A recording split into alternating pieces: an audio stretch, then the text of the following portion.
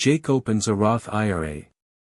Marcus maxes out his 401k. They both think they're making the smart play. They're both right about something and wrong about something else. And when you actually run the numbers over 30 years, the gap between getting this decision right and getting it wrong is bigger than most people realize. Not because one account is better, but because most people never understand what they're actually choosing between. Let's keep this fair. Jake and Marcus are both 28 years old. They both earn $75,000 a year. They're both responsible. They both save $500 a month for retirement. Same discipline.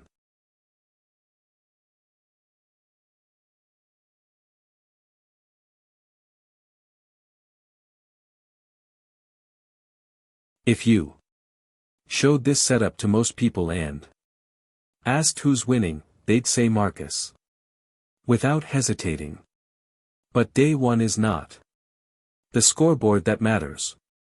For the first few years, both accounts grow quietly in the background.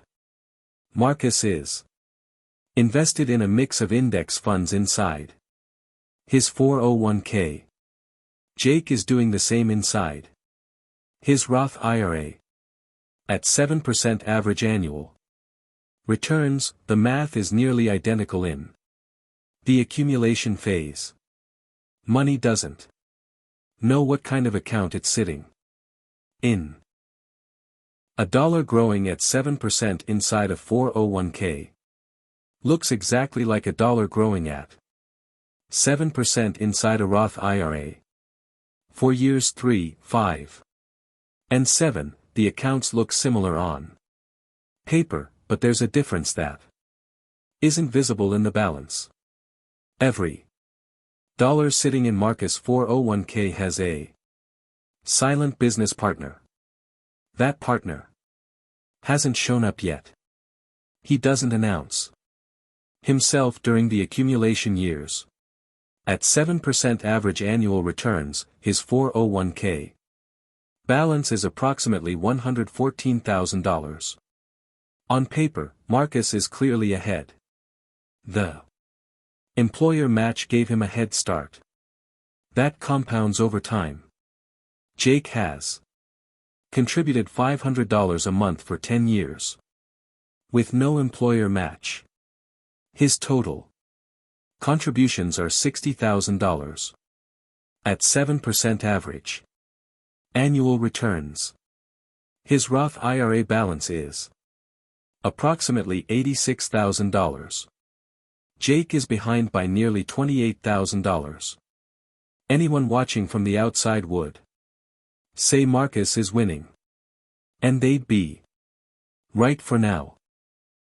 But two things are quietly building beneath the surface that the balance comparison doesn't show. First, Jake's $86,000 is entirely his. No tax liability, no RMDs, no conditions. If he wanted to withdraw it at retirement, he'd keep every single dollar. Marcus' $114,000 has a tax bill attached to it. At a 24% effective rate in retirement, his $114,000 is really worth about $86,640 after taxes. Suddenly, they're not that far apart. Second, Jake has more flexibility than Marcus realizes. Roth Y contributions, not earnings, just the money he put in, can be withdrawn at any time without penalty. If Jake faces a genuine financial emergency in year 8, he can pull out his $60,000 in contributions with no taxes and no penalties. Marcus cannot do that with his 401k. An early withdrawal before age 59.5 triggers income taxes plus a 10% penalty. That flexibility gap isn't a number, but it has real value. Now, here's where the story fully turns. Marcus gets promoted at 38, then again at 44. By the time he's in his mid-50s, he's earning $140,000 a year. He's successful. His career went the way it was supposed to. And this is where his 401k starts to work against him in a way he never expected. Every dollar in Marcus' 401k will be taxed at whatever his income tax rate is when he withdraws it. If Marcus retires at 65, with $1.40 $4 million in his 401k and withdraws $80,000 a year to live on, the IRS treats that $80,000 as ordinary income. He'll pay federal taxes on it. He may push himself into a higher bracket than he expected. And starting at age 73, the government forces him to take required minimum distributions, a minimum amount he must withdraw each year, whether he needs the money or not. The RMDs are calculated based on his account balance, and in a good market, they can push him into brackets that cost him more than he planned. Marcus did everything right. He saved consistently, took the employer match, let it compound. But the structure of his account means he doesn't fully control the tax outcome at retirement. The government has a claim on his account and a schedule for collecting it. Jake at 65 has a different situation. His Roth IRA has no RMDs. He doesn't have to withdraw a single dollar. If he doesn't want to, he can let it sit, keep growing, and pass it to his kids. When he does withdraw, it's all tax-free. His $80,000 a year in retirement is $80,000 he actually keeps, not $80,000 minus whatever the current tax rate happens to be. The number on his statement is the number in his pocket. Let's check the scoreboard at retirement. Age 65, 37 years of contributing. Marcus contributed $500 a month with a $187 monthly employer match. $687 total for 37 years. At 7%. Average annual returns, his 401k balance is approximately $1,620,000. That looks extraordinary. But at a blended 24% effective tax rate on withdrawals, his after-tax value is roughly $1,231,000. Jake contributed $500 a month with no employer match for 37 years. At 7%. Average annual returns. His Roth IRA balance is approximately $1,100 to $78,000. Every dollar is his after-tax value $1,178,000. Marcus wins on gross balance. Jake wins on after-tax value per dollar. The employer matches the difference. Without it, the Roth IRA would come out clearly ahead on an equivalent contribution basis once taxes are factored in. This is the point of the whole exercise. The 401k balance that looks bigger isn't necessarily worth more. You don't spend your gross balance. You spend your after-tax income. And the account that gives You the most control over your tax situation, and retirement is usually the one that wins in the real world. The contribution limit is the number everyone talks about. It's the number in the news article, the number on the IRS website, the number your HR department mentions during open enrollment. What they don't explain clearly is what happens to that money on the other end. Required minimum distributions. Starting at age 73, the IRS forces 401k holders to withdraw a minimum amount each year, based on their account balance and life expectancy. In a good market, these distributions can be larger than you need to live on, pushing you into higher brackets, increasing the taxes on your Social Security benefits and potentially triggering higher Medicare premiums. A Roth IRA has no RMDs during the owner's lifetime. None. Tax rate uncertainty. Nobody knows what tax rates will look like in 2045 or 2055. The current top federal rate is 37%.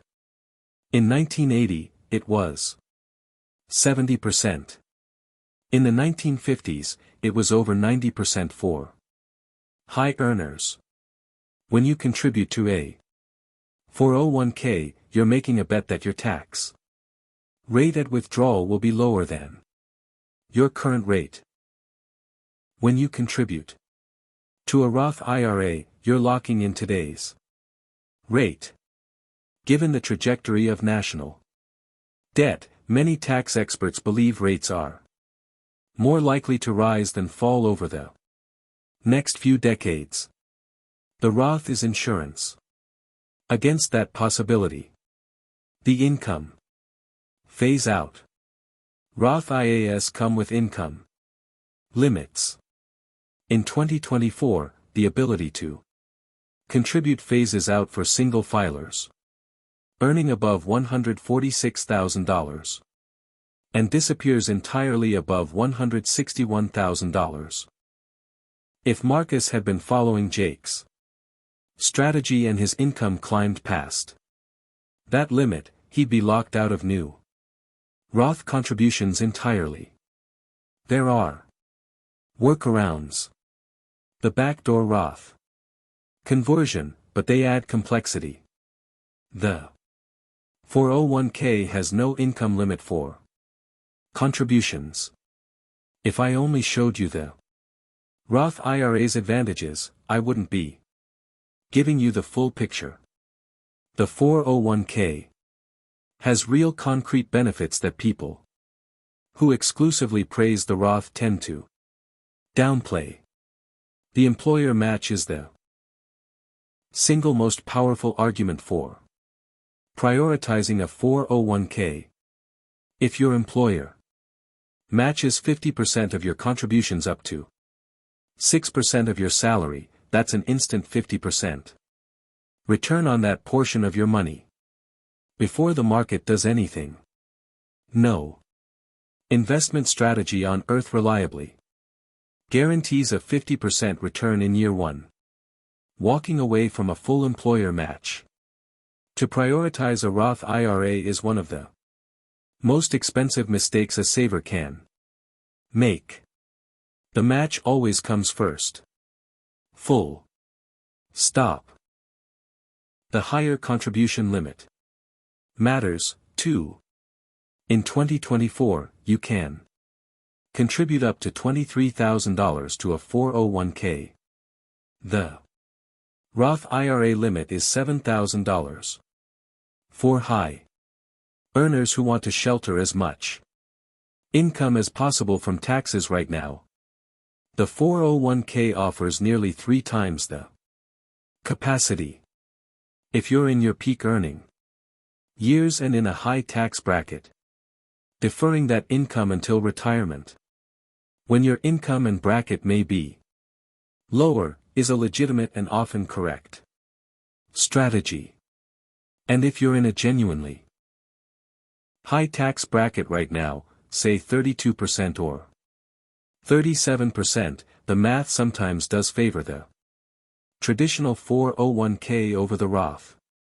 If your tax rate in retirement will be meaningfully lower than your current rate, the traditional account wins. The problem is that most people overestimate how much lower their retirement tax rate will be and underestimate how much wealth they'll actually accumulate. Here's where the full picture comes together.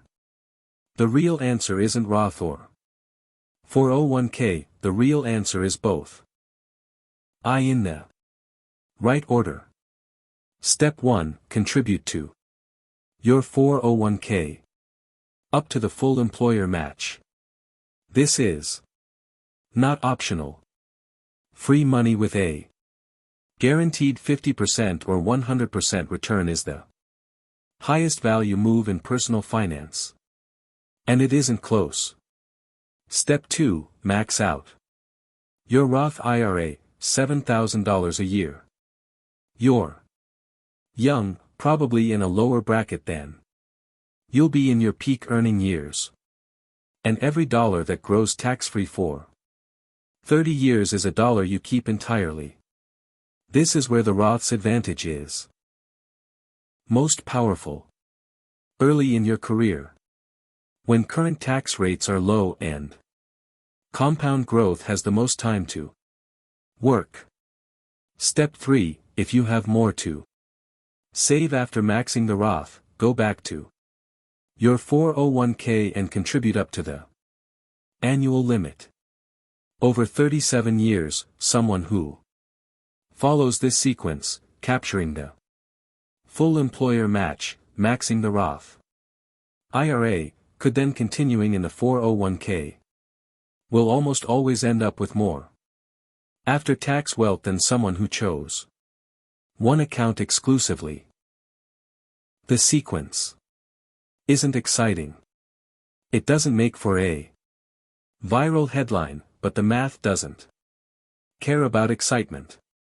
Jake and Marcus both walked into their HR offices at 28, thinking they were making the smart play. Jake thought tax-free growth was the obvious move. Marcus thought free money from his employer was the obvious move. Neither of them was completely wrong, but neither of them had mapped out what their choice would cost them in taxes, in flexibility, in real after-tax dollars over 30 years. The real trap isn't the Roth IRA, and it isn't the 401k, the real trap is picking one without understanding what you're actually choosing between, a tax break now versus a tax break later, and without knowing your own situation well enough to know which one you need more. And if you're thinking the obvious next step is figuring out how to convert what's already in your 401k into a Roth without a massive tax bill, that's a completely different conversation. And the timing of that decision can be worth more than everything else combined. But for now, the next time someone asks whether you should do a Roth or a 401k, don't answer fast. Ask yourself one question first. When do you want to pay the IRS? Today when you know the rate, or later when you don't? Because everything else flows from that answer. And that's